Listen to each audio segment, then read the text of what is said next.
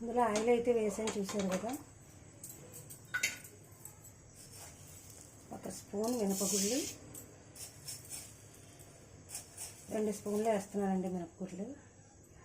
మీరు 1 స్పూన్ కావాలంటే 1 స్పూన్ వేసుకోవచ్చు.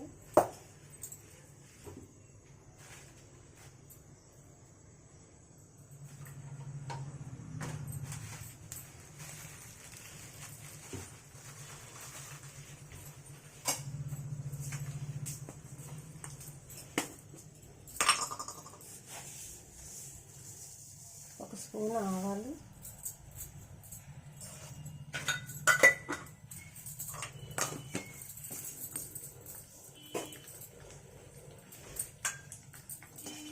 ఇది కొంచెం వేగిన తర్వాత ఎండుమిర్చి వేస్తానండి. ఇప్పుడు మీకు నేను కారపొడి తయారీ విధానం చూపిస్తున్నానండి.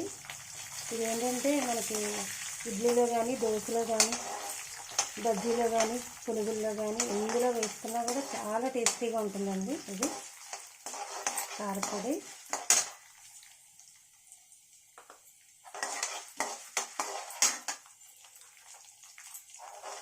అంటే డైలీ అప్పటికప్పుడు చట్నీ చేసుకోవాలంటే ఇబ్బంది అవుతుంది కదండి. కారపొడి చేసి మనం స్టోర్ చేసి పెట్టుకున్నాం అనుకో, అది ఎప్పుడు కావాలంటే అప్పుడు దోశ వేసుకుని కారపొడి వేసుకుని శుభ్రంగా తినచ్చండి మనం.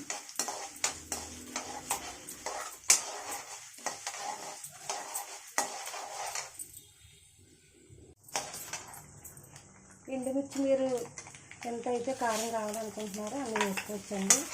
నేనైతే తక్కువ వేసుకున్నాను, మరీ కారంగా కాకుండా నేను సరిపడా వేస్తున్నానండి. కరివేపాకు కూడా వేసేస్తున్నాను.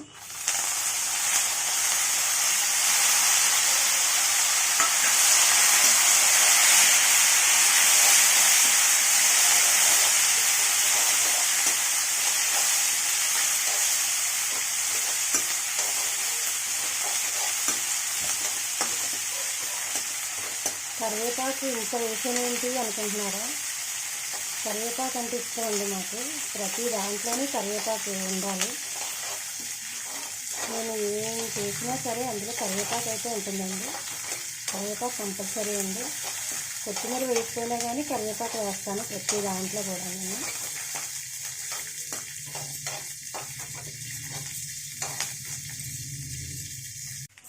చూసారా, బాగా ఫ్రై అయిపోయింది. కరివేపాకు కూడా కరకరలాడేలా అయిపోయింది. స్టవ్ ఆఫ్ చేసేద్దాం.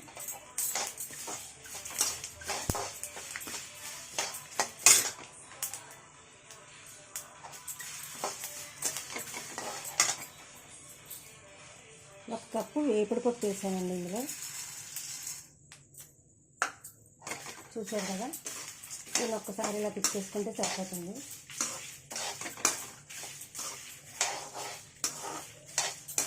ఒక్కసారి మళ్ళీ స్టవ్ ఆన్ చేస్తాను. ఒక్క 1 మినిట్ పాటు ఇలా తిప్పితే సరిపోతుందండి. దీన్ని ఎక్కువసేపు అక్కర్లేదు. ఆల్రెడీ మనకి ఆ పప్పు వేపుడు పప్పే కనుక ఒక్క 1 మినిట్ కూడా అక్కర్లేదు.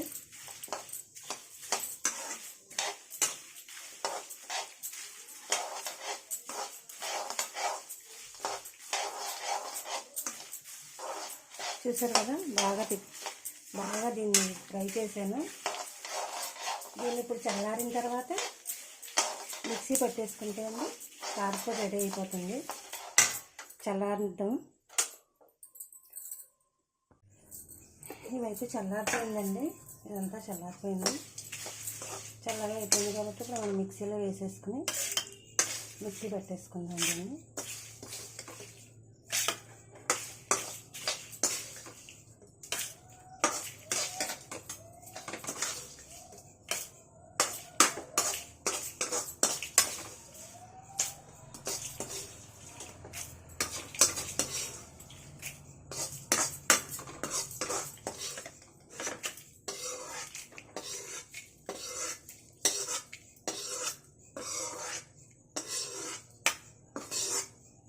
చూసారు కదా, మొత్తం మిక్సీలో వేసేసాను. ఇది ఇప్పుడు మిక్సీ పెట్టేసుకుందాం.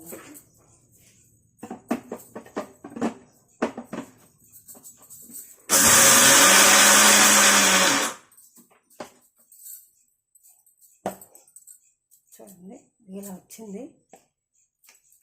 బరక కావాలనుకుంటే ఇలా వదిలేసుకోవచ్చు, మెత్తగా కావాలంటే ఇంకొకసారి మిక్సీ పెట్టుకుంటే సరిపోతుంది. సరిపడా సాల్ట్ అయితే యాడ్ చేస్తున్నాను ఇందులోకి.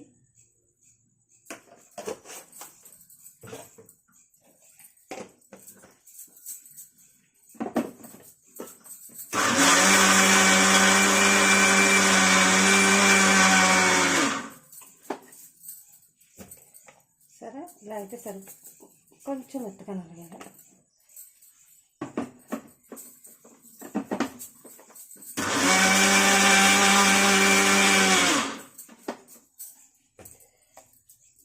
సరిపోతుందండి. ఇలా అయితే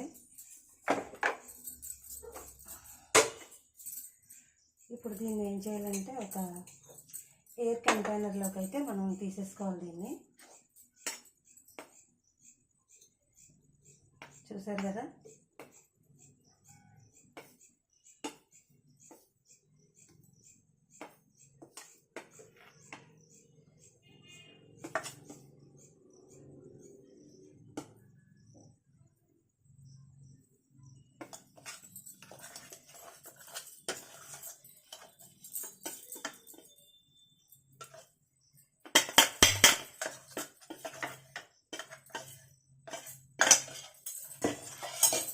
చూసారా, ఇలా ఎయిర్ కంటైనర్లో వేసుకుంటే ఇది చక్కగా ఎంతకాలమైనా ఇది నిల్వ ఉంటుందండి. అప్పటికప్పుడు మనం దోశ వేసుకుని పొడి వేసుకుని చక్కగా తినవచ్చు.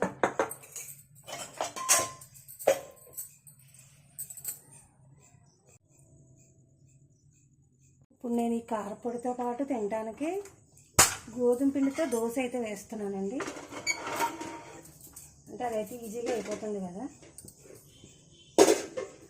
గోధుమ పిండి అయితే ఇంకా రుబ్బక్కర్లేదు కదా, కలిపేసి వేసేసుకుంటారు కాబట్టి గోధుమ పిండితో దోశ అయితే వేస్తున్నాను.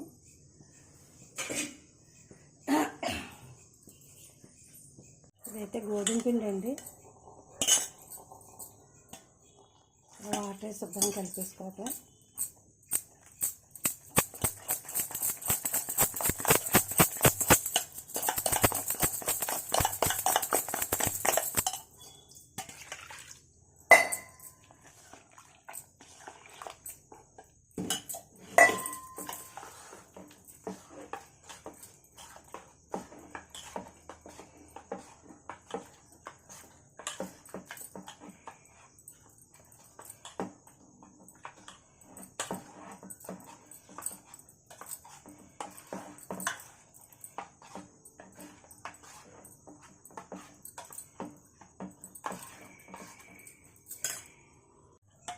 సరిపడంత సాల్ట్ వేసానండి. ఇందులో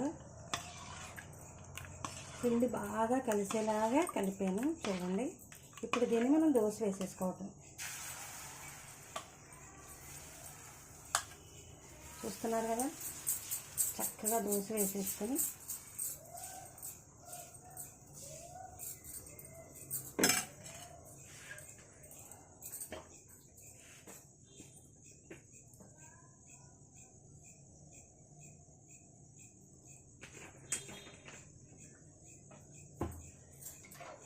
ఆయిల్ అడుగున వేయలేదండి. అడుగున వేస్తే దోశ తిరగదు. దోశ వేసుకున్నాక ఆయిల్ వేసామనుకోండి అప్పుడు అది అడుగు కూడా వెళ్తుంది. కాకపోతే మనకి ఫస్ట్ ఆయిల్ వేస్తే ఏముందంటే దోశ తిరగదు. తిప్పేటప్పుడు గరిటెకి అంటుకుని వచ్చేస్తుంది అనమాట ఆయిల్ వల్ల. అందుకని ఎప్పుడైనా సరే దోశ వేసిన తర్వాత పైన ఆయిల్ వేస్తే అండి మనకి చక్కగా దోశ వస్తుంది. దోశ అయితే ఒక పక్క అయితే వేగిపోయిందండి. చూసారా,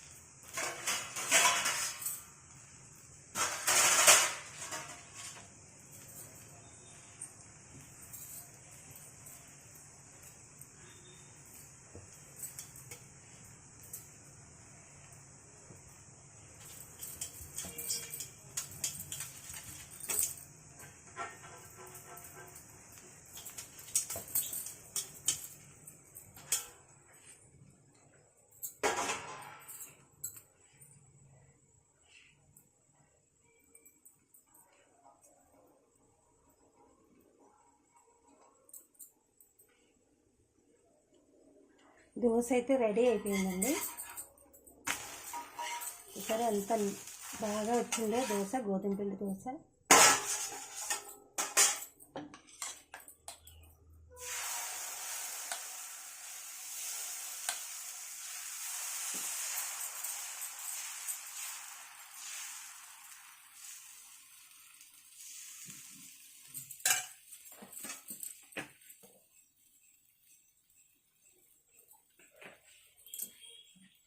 ఇంకెందుకు లేటు, ఈ దోశ అయితే తినేద్దామండి. లేట్ ఎందుకు, ఈ దోశ అయితే తినేయచ్చున్నాను. ఇప్పుడే ఫ్రెష్గా చేసిన కారపొడి వేసుకుని ఈ దోశ అయితే తినేద్దామండి. అసలు ఎంత బాగుందో చూడండి, కాలిపోతుందండి బాబు. సరే ఇలా తింటే అసలు ఎంత టేస్ట్ ఉంటుందండి. ఇంకో దోశ కూడా రెడీ అయిపోతుందండి. ఆ దోశ అయితే పట్టుకెళ్ళి మా పాపకి ఇచ్చేసాను నేను.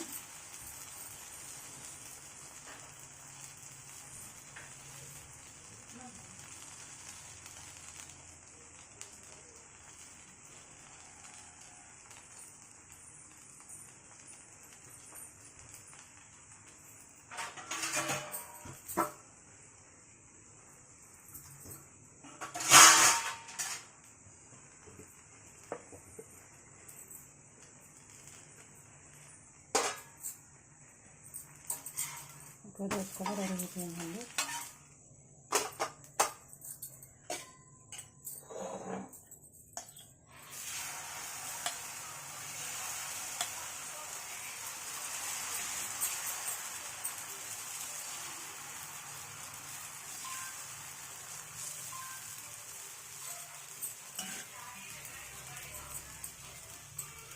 ఇంకా దోశలన్నీ ఇలాగే వేసేసుకోవాలండి.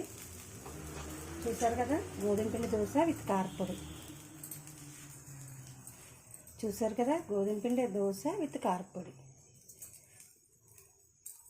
ఇప్పుడే ఫ్రెష్గా చేసిన కారపొడి. చూసారు కదా, ఇప్పుడే ఫ్రెష్గా చేసిన కారపొడిలో ఈ దోశ తింటే చాలా టేస్టీగా ఉంటుందండి.